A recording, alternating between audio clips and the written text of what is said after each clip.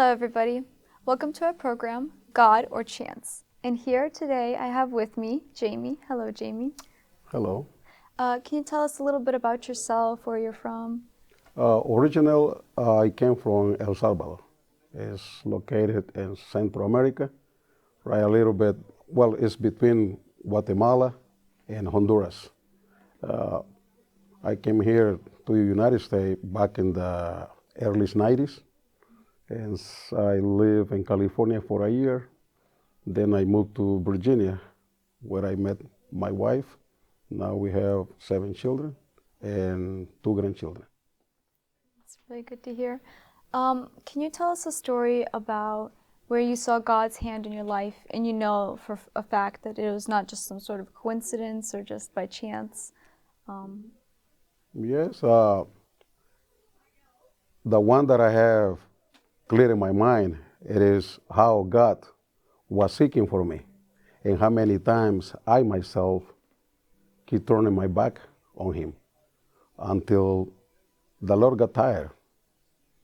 And I can say that because, coming from a Catholic family, by name, because we didn't go to church. I just knew that my family background was Catholic, but we did not spend time reading the Bible. So it was very little what I knew about God. But I had this sensation, this feeling inside me that there was somebody calling me for something else. And I didn't pay attention. And growing up, I spent most of my time playing soccer. I played since I was maybe like 7 years old. There was no date, that we play after school, over the weekends. And as I grew up, I play in bigger team, like semi-professional teams. And later on, I moved to the U.S. And when I left my country, I remember that I went to one church where I have first heard somebody talking about God. And when the lady who brought me to church heard that I was coming to the U.S., she gave me a warning. She said, Jamie, my husband lived in California before, and he came back because the society where you go is very materialistic. So I worry about you, that you will forget about God, and you're probably never going to go back to church, or you are not going to seek God. And I told her, I said, don't worry. I said, when I get there, I will find a church to go. I came here, time passed, 3-4 years passed, and I totally forgot what I promised. And then one night, some of my friends got in trouble here in Harrisonburg, and I was with them. And I tried to separate this fight because they both were friends. And somebody called police. We all went to jail. I forgot the name, but the person in charge of the jail, he thought that we all were drunk, which I was not. My 2 friends, they were, but I was not. I explained them that I was the designated driver. And I said, I'm fine. I said, I just was trying to break this fight. And no, he said, it will be good for you also to spend the weekend here in jail. So here I am, put me in jail Friday, Saturday, and Sundays. Somebody paid the bill. I came out. I went back home.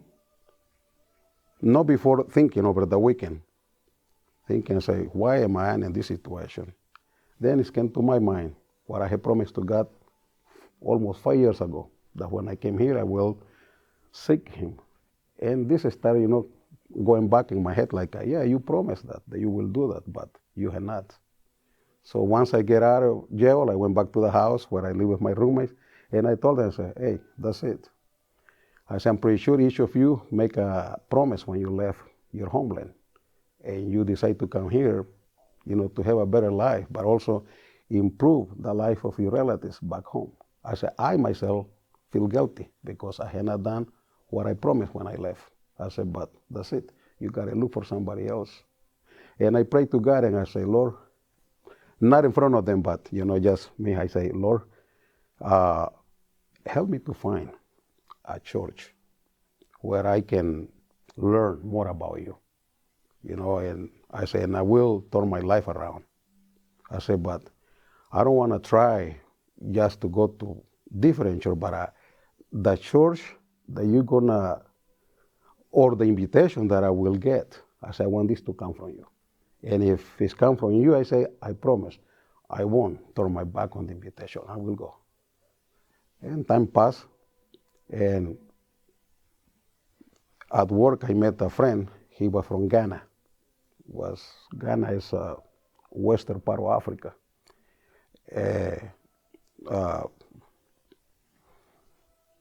a good, even the name, on his apron. When I see his name, say Jim the Baptist, like John the Baptist, but in French, because he spoke French. Jim the Baptist, I asked him, say, what is your name? He responded in Spanish, he said, Juan Bautista. Yeah, I said, but your name on the apron say Jim the Baptist, why? He said, because I moved from Canada. I live in Quebec. I was teaching French. Oh, so you speak French? He said, yes. Yeah, he said, I speak French, but originally I'm from Africa. I said, I'm from Ghana. So one of my friends told me, say, they won the Youth World Cup. He said, asking about that, because my friend didn't speak English. So I questioned, I said, John. He went by the name John too. I said, John, I said, you guys are good in soccer. He said, yeah, I like it too. My friend said, invite him to come with us to play in our team. So I said, John, you want to come and join us?